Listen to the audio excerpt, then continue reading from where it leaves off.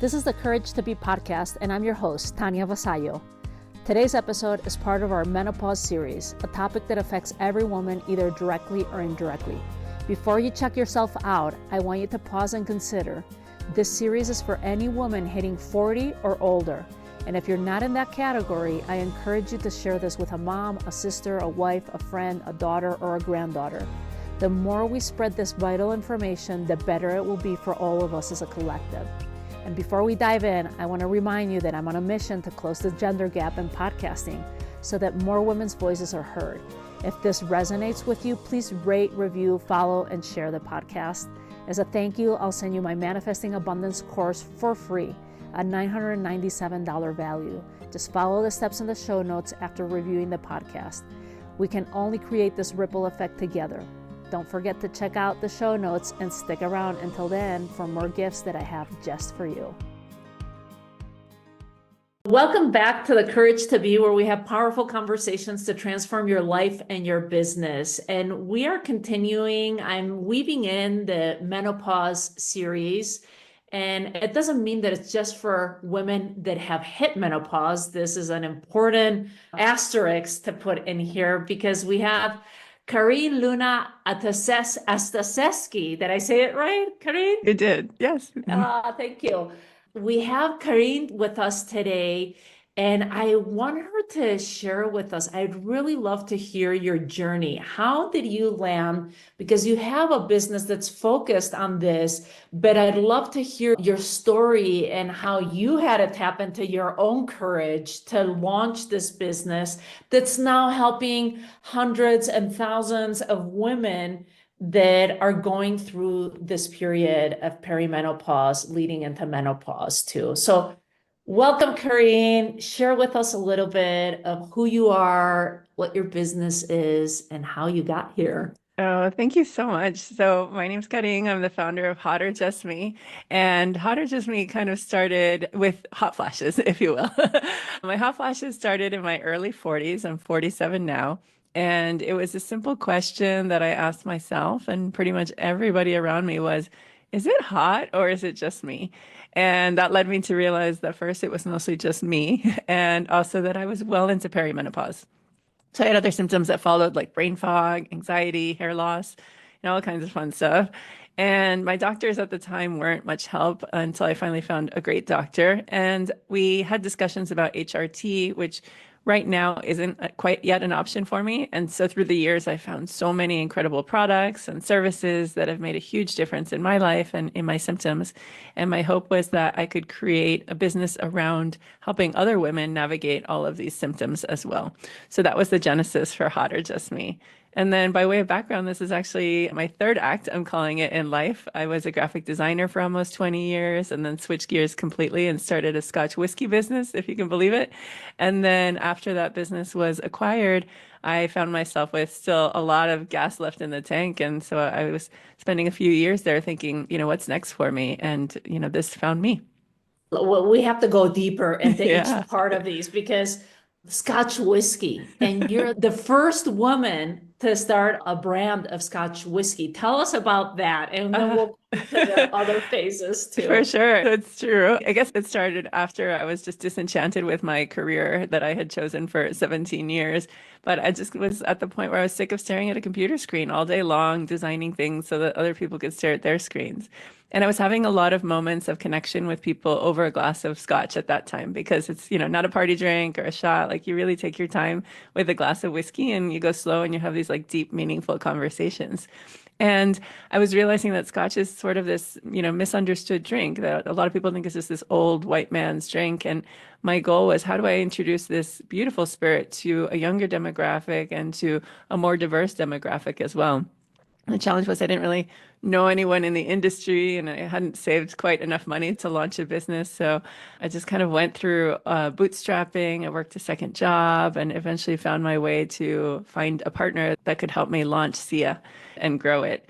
And yeah, it was very much like imposter syndrome, inner critic, like, who are you to do this? And when it finally took off, I started winning awards and was placed in, countless bars and restaurants and stores and eventually, found its way to being acquired by one of the largest spirits companies in the world. What was the name of it and who bought it? I mean, what Uh, a wonderful story, thank you. of So, just persevering and overriding that imposter syndrome, which we'll go deeper into that. yeah, But I what mean, was the name of so the yeah, it was a brutal journey for sure. So Sia is the Scotch whiskey, and the company who acquired us is Diageo. They are just a wonderful company, and they're very well versed in the Scotch industry as they own, quite a few brands, including Johnny Walker.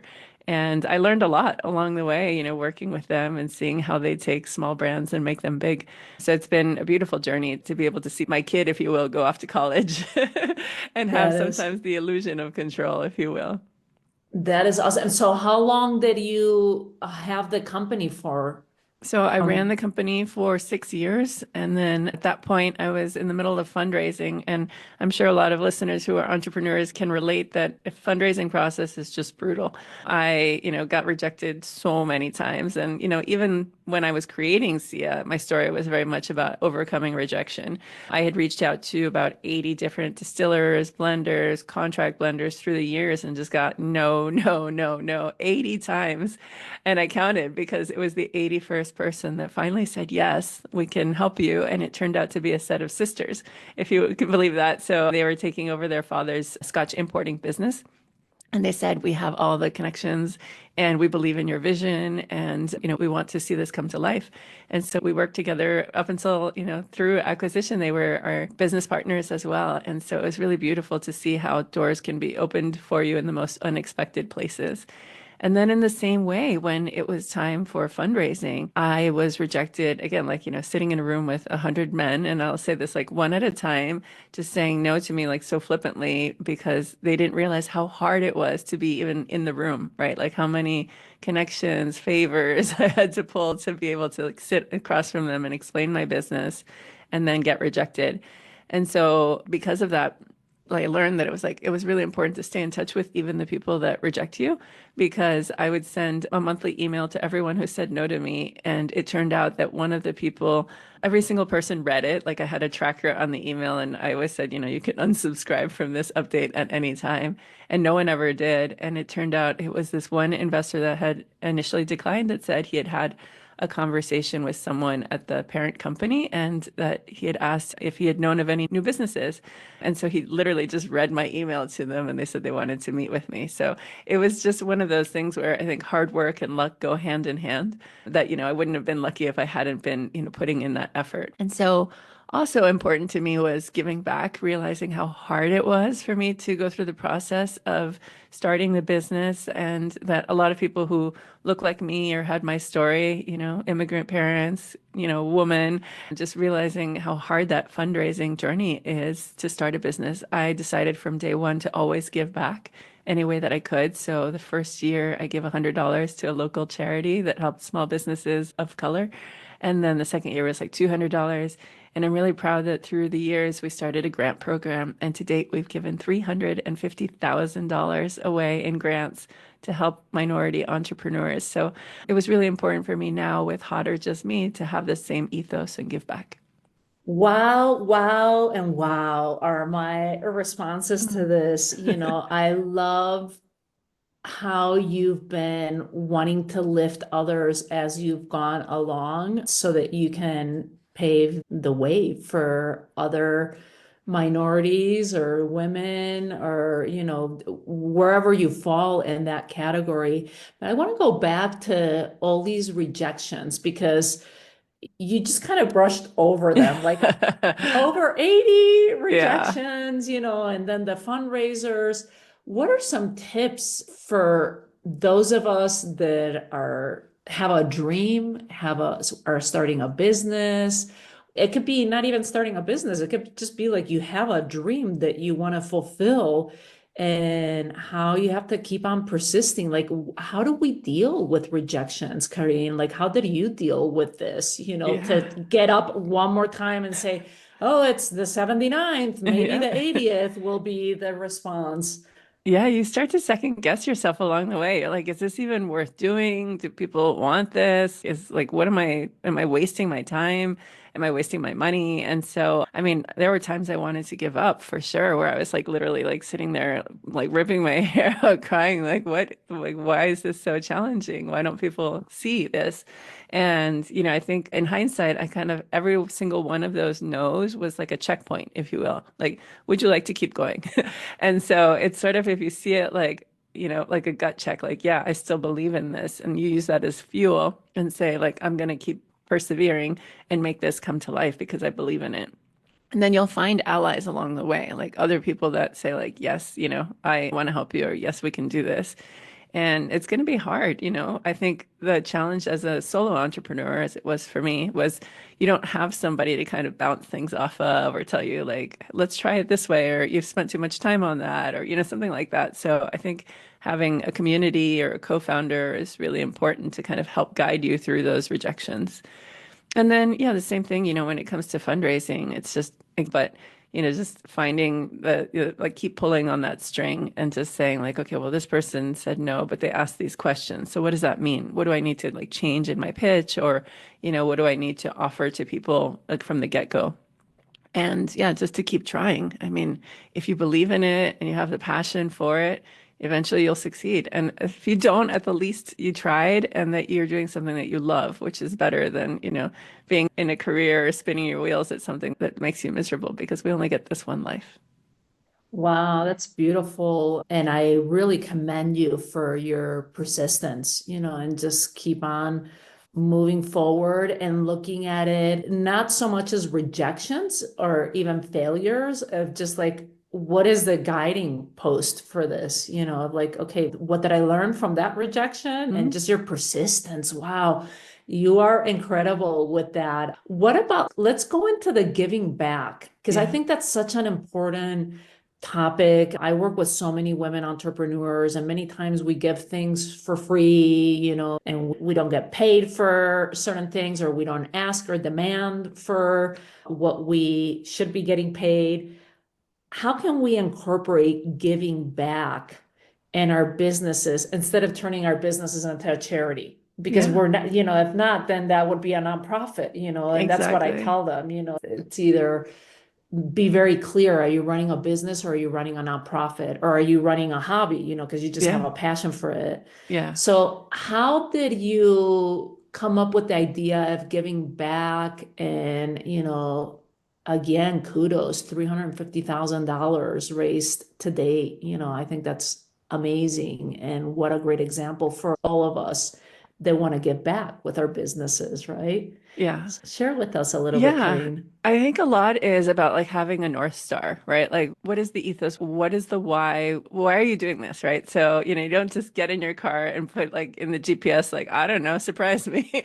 Like, you have to like know where you want to go with the business and like what it is that you want to help or support. I think women are natural at like community building and giving back. And so it comes a little easier to us, maybe just more of a nurturing mentality that we have. And so for me, it was really important knowing that it was about, for SIA, it was about minorities and entrepreneurship, because, it was very much, it spoke to who I was.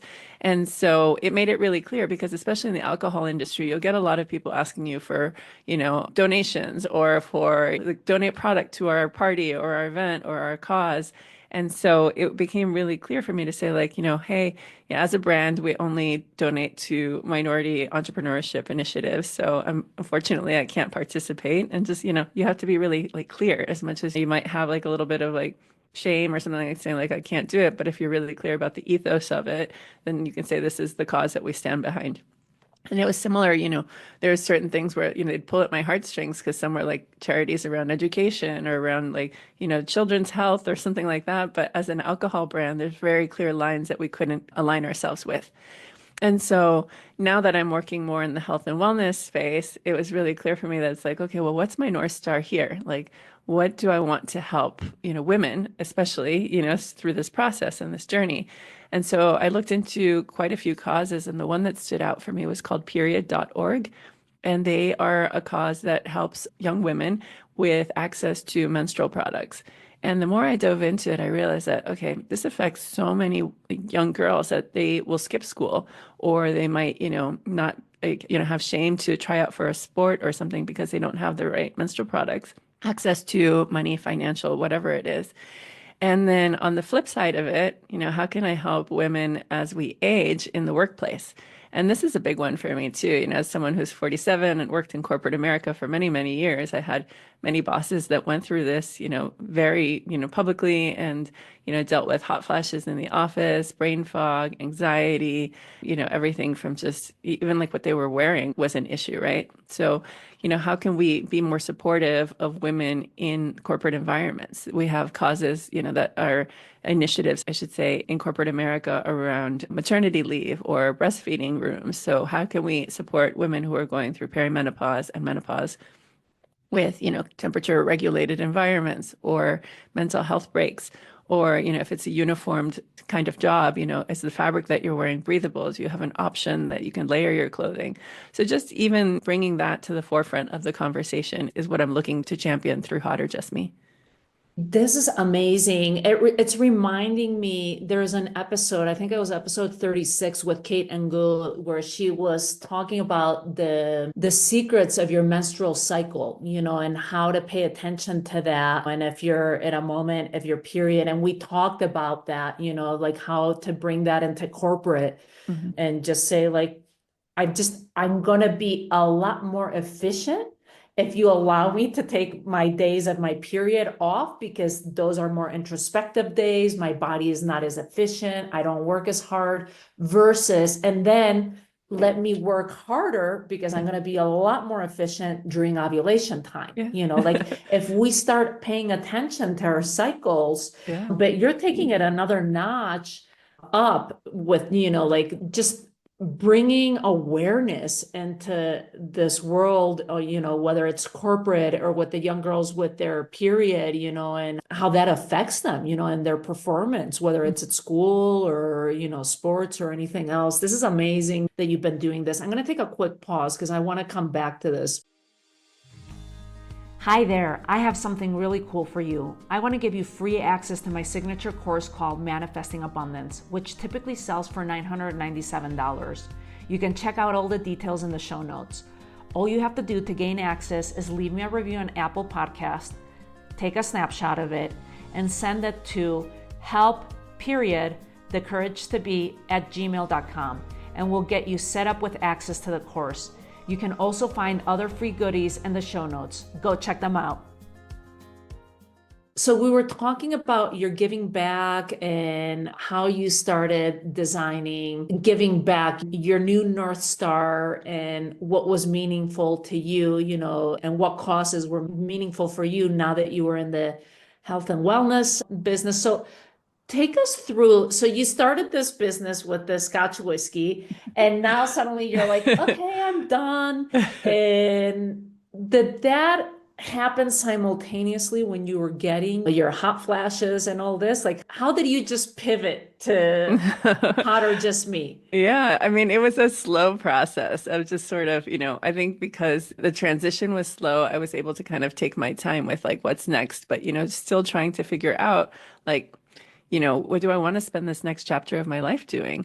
And realizing that I was having all these hot flashes, these night sweats. So the transition was a slow one as my time was less and less needed in the day-to-day operations. After the company was acquired, I found myself with, just a little bit more free time. I have 3 kids. I'm a full-time mom. We don't have like any extra help or nannies or anything like that, but they are at school age. So they are in school for 7 hours a day. And so for me, I still have so much horsepower left that I thought like, okay, well, what am I interested in doing next? I was doing some consulting and it wasn't quite fulfilling for me. And then it just became like this, there's a phrase when you just scratch your own itch, right? And, I became kind of like this expert amongst my friends and network about like, oh, hey, I'm having hot flashes. What are you using? Or like, I'm dealing with a lot of insomnia right now, like any kind of tips. So I was very out and vocal about my perimenopause symptoms in a way that a lot of people weren't. And so I kind of became this resource. And like when I tell you that we have like a cooling fan on our website, I can tell you that I went out and I bought 40 different fans, and I tried all of them to say like, okay, this one runs out of batteries, or this one catches my hair, or this one's too noisy. And so the products that we have on our site have been very curated and vetted. So there's not, a ton of different products out there, but the ones that are there are perfect for the need. And so, coming to find that in supporting other women-owned businesses, so most of the products on the site are female-founded products, and that there is this other network of brand owners in the menopause space. So it kind of started to find me, and then I realized like, hey, beyond products, what else can we do to support women? So there's an extensive resource library of articles, everything from, symptoms to articles about HRT, about finding the right doctor, about bone density, and just other topics. We have quite a few tips. We have a personalized quiz, and right now I'm working on a services directory. So who are the people that can support you through this process, in your zip code, or if it's virtual and telehealth as well. This is fascinating. So you basically started curating, finding all the resources for everyone, and then you just put the site together, like because you Yeah. had a major article in Time magazine, so share with us a little bit of that and Yeah. how that So showed up. there's so much there. I think we talk about like courage here, right? So it's important to realize like I was so scared. There was, a call for women to talk about their perimenopause symptoms. And I thought, again, this like imposter syndrome, the inner critic, like who are you to like talk about this? Like, yeah, you just started this little website, but it's like, are you ready to expose like your own personal issues to the world? And I said, you know what? Let's just try. And so I just got brutally honest about what my symptoms were and what I was facing and, what was working for me. And the first three words of the Time magazine article were my name. So it just became amazing to see like how many women wrote in and said that they resonated with what I was saying, how it was so similar to what they were facing. And thank you, right? Like for helping them realize that they weren't alone. So that was a really big one. And then just in terms of starting the business, like, I had found, success as a graphic designer and then eventually like through a long, brutal road, success as an entrepreneur. And then starting all over again, in my mid 40s, I thought like, I don't know anything about e-commerce. I've never done any like digital marketing. So this is all brand new for me. And so just kind of like finding that inner courage to say like, hey, I don't know how to do this, but I'm going to figure it out. What I love about you, Karin, is your capacity of like problem solving. It's like there's a problem here, Mhm. or I have a passion for something, whether it's whiskey, whether it's, menopause, and just following the thread. And you're just like, okay, well, let's see where it Let's takes see where this us. goes. Yeah. Is that how you usually operate through life, I or think, are you yeah, I more think it's just more like linear? immigrant mentality, right? Like, my parents, came from Cuba with nothing, no language, no money, no community, and just they were like, well, we're going to figure this out. And so I think just watching them go through that struggle, and then also that gives me purpose, right? Of saying like, well, all of that sacrifice, that can't be for nothing. So, like, how do we make them proud, and how do we like, make it so that it's been a meaningful journey. And so also, as a mom, I want my kids to see me struggle. And it's so cute. Like, they were like, they didn't really get to see me start my first business. And so they're watching me now kind of, see me like struggle figuring stuff out. And, they'll ask me like in the early days, it's only been a few months, but like the first couple of weeks, they're like, Mom, did you get any orders today? And I'd say no. And they're like, it's okay, Mommy, you'll get them tomorrow. And so it's been so sweet. Like, when I started getting orders, they were the most proud cheerleaders you can imagine. Like, go, Mom, that's great. And then, I told them about this thing where I love the power of visualization. I'm a big believer. And, even like manifesting the person of your dreams or the outcome that you want for your business were things where I've used manifestation. And so I was telling the kids, I'm like, hey, do you guys ever do visualization? And they're like, do you know what that is? And then my little guy, he's like, yeah, we do mind movies at school when we meditate. And I was like blown away, like, you do this? And then my daughter, one of them said, like, we do it at gymnastics. We visualize our routine before we do it. And then my other one said, yeah, we do it like, when before we do speaking, like we see the outcome that we want. And I'm thinking like these kids are all under the age of 9 years old and they're already doing this. And they're like, what are you using it for, Mom? I'm like, well, my front seat here only has like a couple boxes that I'm delivering today, but soon this whole car is going to be filled with orders to help women navigate all of the issues that they're having with their bodies and their minds through perimenopause. Like they know the word, which is awesome. And so they're like, yeah, mom, we won't even be able to fit in this car. Like, it's just so sweet, like that they're just so passionate. So it's been a big journey for me to just bring them along on the ride and let them see me struggle. That is amazing. I love that you're sharing that with them because I do that with my daughter too. Oh, And I encourage her, I was just like, oh, you're so powerful with your manifestations. Like you just thought it and look, it just showed up. Like you are the fastest manifester, like to just encourage her. I Because love I it. do believe that kids, because they're so in tune with their imagination, and this is something that not the majority of schools teach. I'm amazed that your kids are learning that at school. Kudos to their teachers and to the school teaching them that. But wow, how wonderful that you're sharing that journey with them so that they can see, that it's not always, Sunshine and roses. Like, we have yeah, bad it's days like too. Yeah. it's so important that you're keeping that in mind too, of just like, okay, how can I showcase the struggles as well as the triumphs, Mhm. along the way.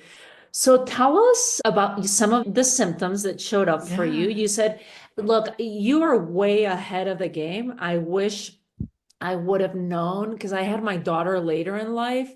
And I think it started overlapping with symptoms of perimenopause because I had her at 38, 39.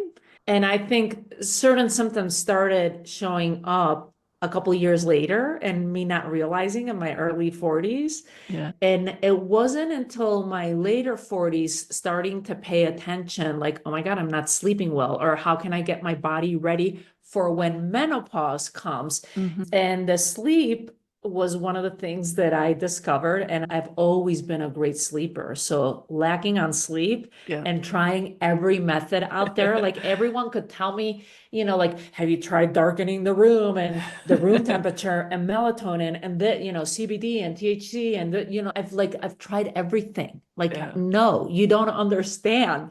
And so for me, it went down that path of trying to figure it out. Like, okay, coffee's out of the place.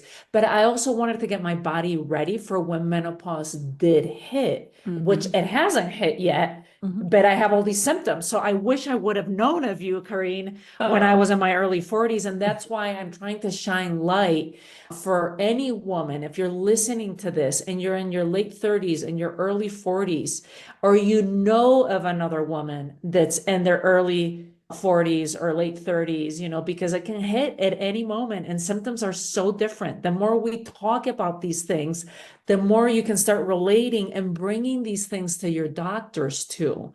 yeah. So I want you to share with us, Karin, like what were your symptoms Mhm. that you noticed? Because obviously you were much more aware than I was. Yeah. What were your symptoms? What were the conversations that you were sharing? Yeah. And then you were also talking about some doctors worked and others didn't. So I Yeah. want to go through all of those answers if You we got it. can, in our Yeah. time. Yeah. And it's funny, this is not unique. I've heard, women talk about having one of like the symptoms and then going to their doctor who will play like whack-a-mole with the symptoms versus taking a holistic look and stepping back and saying, well, how old are you? Do you have these other symptoms? You might be in perimenopause. Let's talk about hormone health.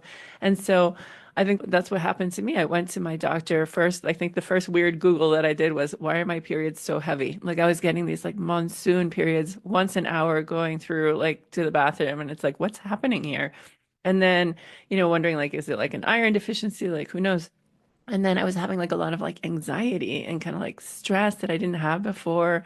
And I was like more moody and sad. And so when I talked to the doctor about that and also like waking up in the middle of the night, he's like, oh, well, let's give you these antidepressants and this like Xanax to sleep. And it was like, whoa, like I've never been someone that's taken, like heavy pharmaceuticals. So like in my mind, I was like, this seems like a sledgehammer to like a housefly. So let's take a step back.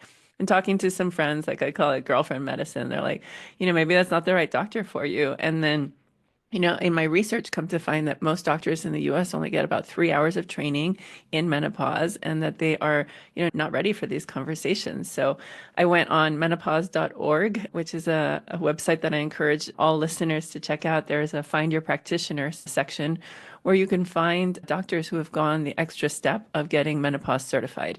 So there's about 2,500 doctors listed there. And I think what happens is, OBs and, OBGYNs are they retire or, they're in the business of delivering babies. So by the time it's treating their menopause patients, they're just not well versed. And so, there's also telehealth options like Alloy, Evernow, MIDI Health are all great options, and many of these are covered by insurance.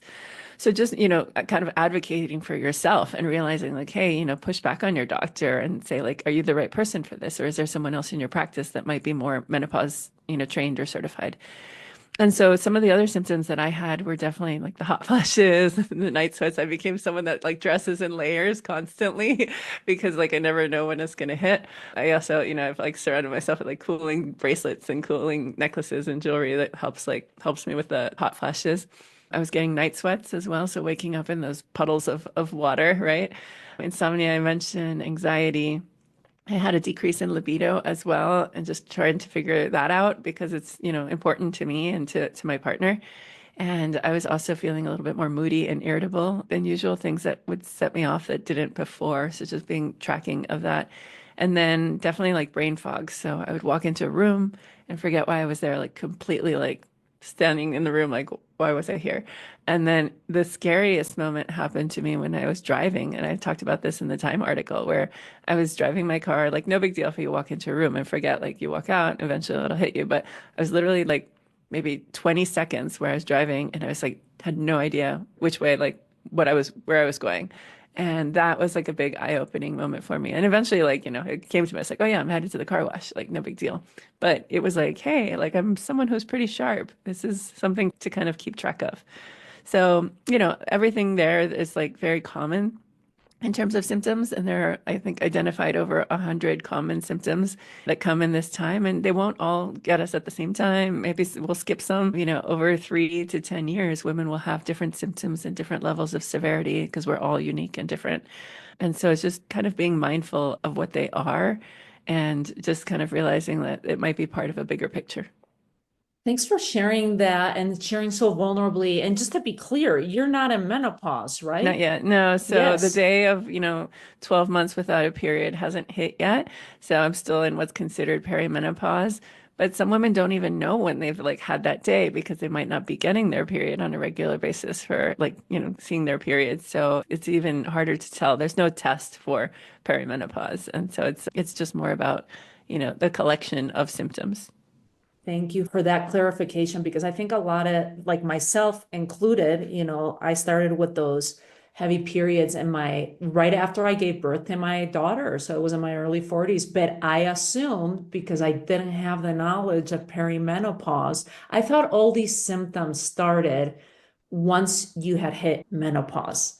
And so that's where the education has been lacking or at least that I didn't, understand this of no, it's the 10 years before that you're going to start getting these symptoms. And like you just mentioned, they might be more severe certain years, they might be less severe. Some symptoms might come, some might go, so it's important to keep this in mind.